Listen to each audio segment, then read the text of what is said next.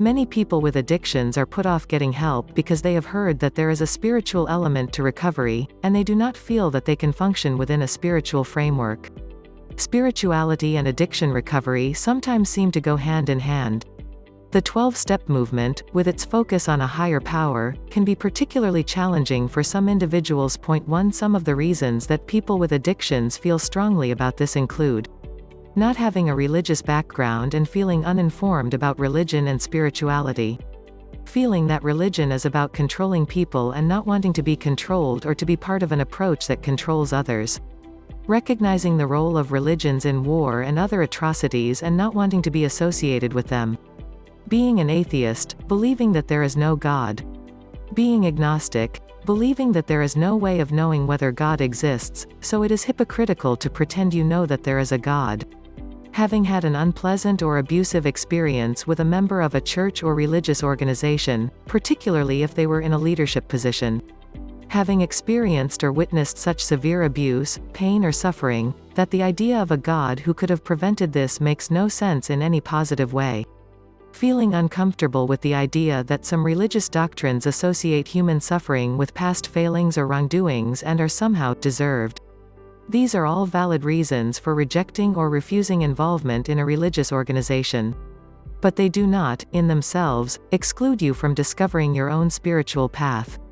Many people are able to connect their spiritual path with organized religion, but many others do not require a religion.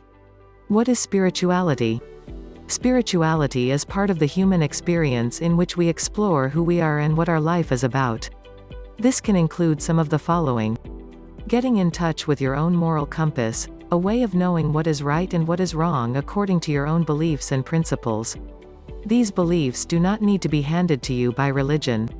You can discover them by exploring your own thoughts and feelings. 2 Learning to use your moral compass as a guide for how to live your life. For example, if you believe it is wrong to lie, finding ways to live more truthfully. Respecting yourself and others. People who grow up in abusive situations may find this difficult but ultimately very fulfilling when they achieve it. 3 Getting perspective on your problems.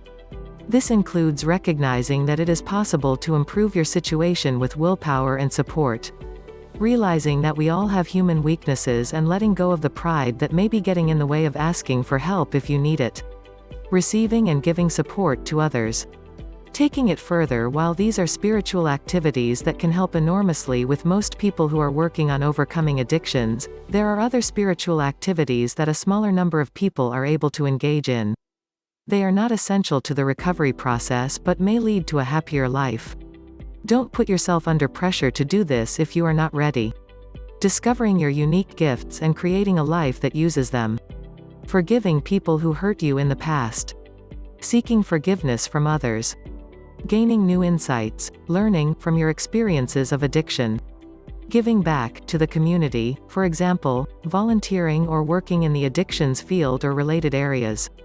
One increasingly common approach to healing, mindfulness-based therapy, has roots in Buddhist traditions.